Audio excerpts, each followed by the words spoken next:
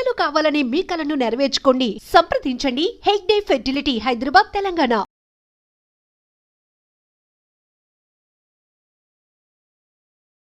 అందరికీ నమస్కారం. నేను Swaroopa Potlapalli. Welcome to trending topic.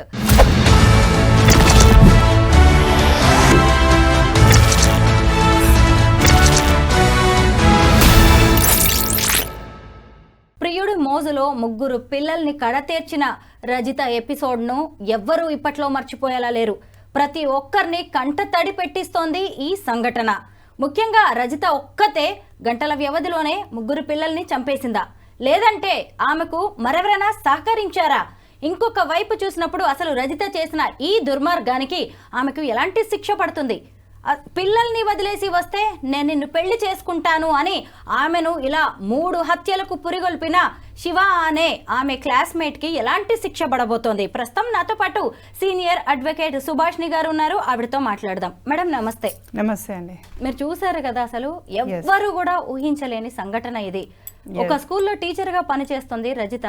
కుటుంబం కూడా చక్కగా ఉంది. ఎంత మంచి కుటుంబమో ఇలా ముగ్గురు పిల్లల్ని చంపేయడం మీద మీ అభిప్రాయం ఏంటి? ఎంత దుర్మార్గం అండి అసలు. అంటే ఊహించుకోవడానికి ఈ మధ్య కాలంలో పేరెంట్స్ ఆర్ బికమింగ్ అంటే మర్డర్ చేసే ఆ క్రూయల్లీ మెంటాలిటీకి వచ్చేస్తున్నారు. అంటే పరపురుషుడు వచ్చి వాళ్ళతో సంబంధం పెట్టుకోవడమే తప్పు. అది ఎక్కడ కూడా చట్టబద్ధత లేదు. అలాంటిది ఏకంగా పిల్లలే అడ్డం ఉన్నారని చెప్పేసి పిల్లల్ని అలా ప్రాణం తీసేసి అంత క్రూయల్గా వ్యవహరించడం అన్నది సమాజానికి హితం పలకదు. అది చాలా దుర్మార్గమైన విషయము. అందరం కూడా ఖండించాలి. ఎందుకంటే నువ్వు బ్రతుకు, నీకు కావాల్సినంత లావిష్గా, నీకు కావాల్సినంత ఉత్సాహంగా, అంత తీవ్రమైన సంతోషాన్ని ఆ యొక్క వ్యవహారంలో కనిపిస్తుంది అంటే వెళ్ళిపో, చెప్పాలి. లేకుంటే భర్తకి పిల్లల్ని ఇచ్చి వెళ్ళాలి, లేకుంటే అత్తమామలకి ఇవ్వాలి, లేకుంటే ఎవరికన్నా ఇవ్వు. నీకెక్కడిది అధికారము? పుట్టక మాత్రమే నువ్వు ఇవ్వగలుగుతావు. కానీ చట్టబద్ధతోనే ఒక పౌరుడిగా పిల్లలకి బతికే అవకాశం అన్నది చట్టం కల్పించింది కదా. అది ఆ అధికారం ఒక తల్లిగా ఆమె ఎందుకు తీసుకుంటుంది? డెఫినెట్గా దీంట్లో ఏంటంటే ఈ యొక్క మర్డర్లో డెఫినెట్గా థర్డ్ పర్సన్ ఇన్వాల్వ్మెంట్ ఉండి ఉంటుంది. ఎందుకంటే ఒక్కతే అంత ధైర్యం చేసి చంపే అంత కెపాసిటీ ఉండకపోవచ్చు. ఒక తల్లిగా అయినా కానీ వాళ్ళ హెల్ప్ తీసుకుంటేనే అది నిమిషంలోనే అంటే అది ఇది చేయొచ్చు. కానీ ఒక తల్లిగా రోజు స్కూల్స్కి పోయే పిల్లల్ని అంత ఇదిగా కర్కటాశంగా మారిపోయి ఫస్ట్ ఫుడ్ మీద చెప్పి తర్వాత వేరే విషయాలు చెప్పి ఒక టీచర్ అండి, టీచర్ పిల్లలకు ఒక అంటే దైవంతో సమానంగా భావించే మనము, నువ్వు ఎప్పుడైనా ఒక పాత్ర, మనం కూడా జీవితంలో ఒక పాత్రధారులమే. ఒక తల్లిగా అయినా, చెల్లిగా అయినా, భార్యగా అయినా, ఒక అత్తగానైనా ఒక పాత్రలు ప్రతి వ్యక్తి కూడా ఒక పాత్ర పోషిస్తుంటారు. ఆ పాత్రల చట్టబద్ధత అనేది తప్పనిసరి అవసరము. You are a human being, you can't kill it. ఎట్లా చంపేస్తారు పిల్లల్ని? ఏ హోదా నీకు క్రియేట్ చేసింది? ఇప్పుడు మొన్న రీసెంట్గా కూడా భారతీయ న్యాయ సంహిత అనే యాక్ట్ 2023 ఏర్పడ్డప్పుడు అది నువ్వు ఎట్లా మర్చిపోతావు? ఒక యాక్ట్ని ఫార్మేషన్ అయ్యి ప్రజల కోసం మంచి చేయాలనేది పాత యాక్ట్ చాలా ఇదిగా ఉన్నది. కొత్త యాక్ట్లో ఇంకా కొంత ఇంప్రూవ్మెంట్స్ చేసి శిక్షలు కూడా పెంచడం జరిగింది. ఇప్పుడు ఆమె చేసింది మామూలు విషయం కాదండి. నిజంగా ఇలాంటి ఆడవాళ్ళు, ఇలాంటి తల్లులు ఉన్నారనే సుప్రీంకోర్టు కూడా వివాహేతర సంబంధాల విషయంలో కొన్ని సడలింపులు ఇచ్చింది. ఇద్దరికి ఇష్టమైనప్పుడు పెళ్ళైన వాళ్ళైనా సరే అది నేరం కాదు అని కూడా చెప్పింది. అయినా సరే వివాహేతర సంబంధం ఈ రోజు ఒక ముగ్గురు పిల్లల హత్యలకు దారితీసింది. అయితే మీరు గమనించవలసింది ఏంటంటే ఆ ఒక్క కేసులో ఇచ్చిన ఆ జడ్జిమెంట్ని మొత్తం యావత్ భారతదేశంలో ఒక ఇల్లీగల్ ఇంటిమసీ కానీ ఇల్లీగల్ రిలేషన్స్ పెట్టుకోవచ్చు అని పబ్లిసిటీ చేస్తున్నారు. అలాంటిది ఉండదండి. ఎక్కడైనా ఖండించవలసిందే. నన్ను ఒక వ్యక్తి మోసం చేస్తున్నాడు, మోసపడిపోతున్నాను, లేకుంటే ఒక కుటుంబాన్ని మోసం చేస్తున్నారు, ఒక రిలేషన్తోని ఒక ఇల్లీగల్గా మనము రిలేషన్ని మామూలు రిలేషన్ అంటలేము కదా, ఇల్లీగల్ ఎందుకు అనుకుంటున్నాము? లీగల్ రిలేషన్ అనొచ్చు కదా, మళ్ళీ దానికి పెద్ద పేరు పెట్టనవసరం లేదు ఇల్లీగల్ అని. ఇల్లీగల్ అన్నప్పుడు ఇట్ ఈస్ నాట్ లీగల్ అనేది ఆ వర్డ్లోనే పరిపూర్ణత ఉంది కదా. ఇల్లిసిట్ అఫైర్ అంటాం. అప్పుడు మీకు కోర్టు పర్మిషన్స్ ఏమి ఇవ్వలేదండి. ఇక్కడ మనం గమనించుకోవాల్సింది ఏంటంటే ప్రతి ఒక్క పౌరులు కూడా ఆ కోర్టు అధికారపూర్వకంగా మీకు ఏదో అంటే చేసుకోండి మీరు ఇలా ఉండండి అని చెప్పట్లేదు. ఆ కేసులో అలా ఉండే ఆ జడ్జిమెంట్ ఇచ్చిండ్రు, అదే వ్యవహారం ఇంకో జడ్జిమెంట్ ఉండాలని లేదు, కేసు మారిపోతుంది. కాబట్టి ప్రజలు కూడా ఇక్కడ వివాహం చేసుకున్న వాళ్ళు ప్రతి ఒక్కరు కూడా నేను పెట్టుకోవచ్చు ఇంకో సంబంధం అన్నప్పుడు నీ భర్త గురించి నువ్వు ఆలోచించవలసిన అవసరం ఉన్నది. పిల్లల గురించి, సమాజం గురించి డెఫినెట్ గా ఆక్రోశం అన్నది అందరికి వస్తుంది, కోపం అన్నది అందరికి వస్తుంది. అన్ని విధాలల్లో భరించుకుంటూ సమాజంలో కుటుంబాన్ని నడపడం అది ఒక పెద్ద గొప్ప విషయం. ఎందుకంటే సముద్రాన్ని దాటగలం కానీ సంసారాన్ని దాటలేమన్న ఒక భావన ప్రకటన అనేది పెద్దవాళ్ళు ఎప్పటి నుంచో చెప్తున్నారు. అలాంటిది ఒక వ్యక్తితోని వివాహితర సంబంధం పెట్టుకొని ఆ మోజులో నీ పిల్లల్ని చంపడం అన్నది చాలా నేరమైన విషయం. అది మనం ఎవరం కూడా దాన్ని సపోర్ట్ చేయవలసిన అంత అవసరం లేదు. ఆ అమ్మాయికి కానీ అతను కానీ శివ కానీ ఆమె రజిత కానీ they are known to be the murderist. అది అసలు చాలా ఘోరమైన అపకారం అన్నది పిల్లలకు చేయడం జరిగింది. యావత్ కారాగార శిక్ష కాదు, దీంట్లో విధిస్తే కూడా ఉరి శిక్ష అయ్యే అవకాశాలు ఉన్నాయి. ఎందుకంటే పెంచి పెద్ద చేసి నీకు నువ్వే చంపే అధికారం లేదు కాబట్టి నువ్వు చట్టాన్ని పక్కకు పెట్టి చట్టాన్ని నువ్వు అంటే చట్ట ప్రకారం నువ్వు బ్రతకకుండా పిల్లల్ని చంపడం అంటే రియల్లీ ఇట్ ఈజ్ అసలు మనం ఆలోచన కూడా మనకు తట్టదండి. అంత ఇదిగా వాళ్ళు చంపినప్పుడు వదిలిపెట్టవలసినంత అవసరం లేదు. అండ్ ఆల్మోస్ట్ ఇన్వెస్టిగేషన్లో కూడా వాళ్ళు చంపినట్టుగా ప్రూవ్ అవుతుంది. రేపు ఫ్యూచర్లో కూడా వాళ్ళకి బెయిల్ వస్తుంది, ఏదో వచ్చేసి ఏదో బయటికి వెళ్ళిపోతారు అన్నది లేదు. అండర్ ట్రయల్ కూడా ఇవి చేసుకోవచ్చు అలాంటివి.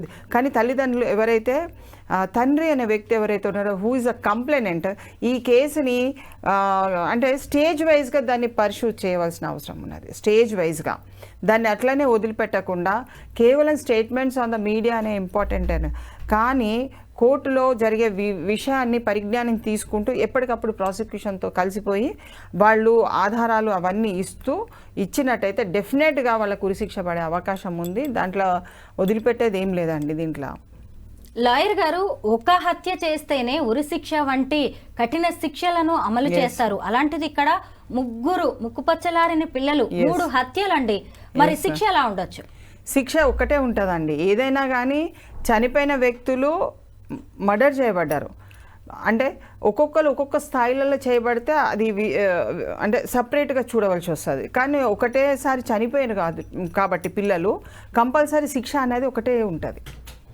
ఎవరిని చేసినా కానీ శిక్ష అనేది కాలం ఎక్కువ. ఇప్పుడు ఉరిశిక్ష వేసింది అనుకోండి, ఈ మరో ఉరిశిక్ష ఉండదు కదా. ఉరిశిక్షనే. ఇంకా మనిషి చనిపోయే స్థితికి వచ్చినప్పుడు ఇంకోళ్ళు కూడా ఉన్నారు కాబట్టి నేను ఇంకోసారి ఇస్తానన్నది ఏమి ఉండదు కదా. So there is a difference. ఆ డిఫరెన్స్లో వాళ్ళు ఇన్వెస్టిగేషన్లో ఏ విధంగా చూపిస్తారో ఆ విధమైన శిక్ష అన్నది గ్రీవియన్స్ అఫెన్స్ కాబట్టి అది వదిలిపెట్టే అసలు లేనే లేదు దాంట్లో. కాబట్టి డెఫినెట్గా they will have the punishment. And ప్రజలలో కూడా కుటుంబ విలువలు అన్నది చాలా మటుకు పెట్టుకోవాల్సిన అవసరం ఉన్నది. ఇలాంటి వ్యక్తులు ఒక కుటుంబాన్ని నాశనం చేయడానికి వాళ్ళు ఎంట్రీ అవుతారు. కానీ మహిళలు ఎవరైతే భార్య స్థానంలో ఉన్నారో తొందరగా వాళ్ళ మీద ఒక అంటే ఆశలు కానీ అవన్నీ చూసి ఆంక్షలు విధించుకుంటూ కుటుంబాన్ని నడపవలసిన పరిస్థితి ఉన్నది. ఎందుకంటే వాళ్ళు ఇప్పుడు శివ అనే వ్యక్తి ఎన్నో విషయాలు చెప్తాడు, ఎన్నో అందాలకు ఎక్కిస్తాడు. అవన్నీ ఈమెకు తగదు.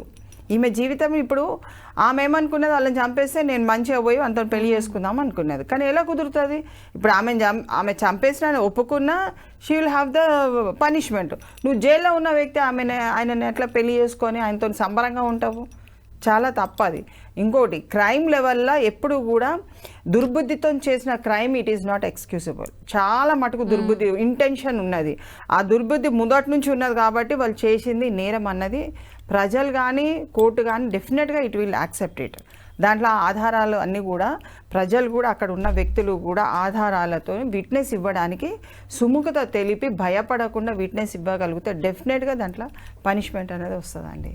లాయర్ గారు, ఈమె ఎంత డ్రామా చేసినా రెండో రోజుకి మూడో రోజుకే పోలీసులు గుర్తించారు. ఎందుకంటే నేరస్తుల్ని ఈజీగా పసిగట్టగలరు పోలీసులు. అయితే మొత్తానికి నేనే చంపాను, నా భర్త బయటకు వెళ్ళిన తర్వాత పిల్లల ముఖం మీద టవల్ వేసి ఊపిరాడకుండా చేసి 3 పిల్లల్ని చంపాను నేను ఒక్కదాన్నే అని చెప్పి ఆమె పోలీసుల విచారణలో చెప్పినట్టుగా తెలుస్తోంది. అయితే ఈ శివ అనే వ్యక్తి 10th క్లాస్మేట్, ఆమెకి ఆ 3 పిల్లల్ని వదిలేసి వస్తే నేను మళ్ళీ నిన్ను పెళ్లి చేసుకుంటా, ఇంకొక జీవితం ఇస్తా అని చెప్పాడు. అంటే తెలియకుండానే ఆమెను 3 హత్యలకి పురుగొల్పాడు. అతన్ని కూడా ఇప్పుడు పోలీసులు అరెస్ట్ చేశారు. అతనికి ఎలాంటి శిక్ష పడే అవకాశం ఉంది? ఆయనే క్రిమినల్ ఇంటిమిడేషన్ అంటే నేరాన్ని ప్రోత్సహించే వ్యక్తి కింద అతను ఉన్నాడు. అంటే వాళ్ళిద్దరు సంభాషణలో ఒక కుటుంబంలో ఉన్న పిల్లల్ని చంపాలి అన్న చంపడానికి పురికొల్పిన ఆ విధమైన సెక్షన్స్ అతను డెఫినెట్గా ఉంటుంది. ఇంకోటి, ఆ ముక్కతే చంపలేదండి. అక్కడ ఆ ముగ్గురిని కూడా ఇది హెల్ప్ చేసినట్టుగానే భావించాలి. ఇతను హెల్ప్ చేసినా ఇంకోళ్ళు వచ్చి చేసినా, లేకుంటే ఇతనే డైరెక్ట్ వచ్చి చేసేది ఉంటే అక్కడ వాళ్ళు అనుమానపడతాడేమో అని చెప్పేసి వేరే వాళ్ళని దీంట్లో ఇన్వాల్వ్మెంట్ చేసినా ఆ కోణంలో కూడా ఇన్వెస్టిగేషన్ అనేది నడుస్తుంది. ఇప్పుడు 4 దిక్కులలో ఏమున్నది అన్న విషయాన్ని పరిజ్ఞానం చేసుకొనే ఛార్జ్షీట్ అన్నది సబ్మిషన్ చేస్తారు. కాబట్టి ఒక బాబు బతికుండగానే ఇంకో బాబు బతికుండగానే మేల్కొని ఉండగానే ఈ అమ్మాయి ఒక్కతే కూర్చొని చంపలేదు కదా. డెఫినెట్గా వాళ్ళిద్దరు చూసుంటారు, లేకుంటే ఒక వ్యక్తిని సపరేట్గా చేసి అక్కడ పండుకోబెట్టి ఉంటారు. ఏదో ఒక విధంగా ఉంటుంది. సో వాళ్ళని అంటే క్షమించవలసిన అంత అవసరం లేదు. ఆమెకు డెఫినెట్గా షీ విల్ అండర్గో న్యాచురల్గా కూడా నేచర్ లా అన్నది కూడా ఒకటే ఉంటుంది. మనం అన్నిట్లో ఉన్న కోర్టు తరఫు నుంచి వచ్చిన పనిష్మెంటే కాదు, స్వయం అంటే ఆమె చేసుకున్న దానికి శిక్ష ఆమెనే అనుభవించాలి. ప్లస్ ఎందుకంటే ఒక వ్యక్తి నిన్ను అంత ఇదిగా నీ పిల్లల్ని నీకు చంపుకోవడానికి అతను నీకు ప్రోత్సాహిస్తుందంటే కొంచెం తెలివే ఉపయోగించుకొని తెలివి తక్కువ తనాన్ని ప్రదర్శించడం కంటే అయ్యో నా పిల్లలు కదా నేను ఎందుకు చంపాలి, నువ్వు లేకున్నా పర్వాలేదు నేను నా పిల్లలతో బ్రతుకుతా అని ఆ మహిళ ముందుకు వచ్చేది ఉంటే సమాజం అప్రిషియేట్ చేయగలుగుతుంది. కానీ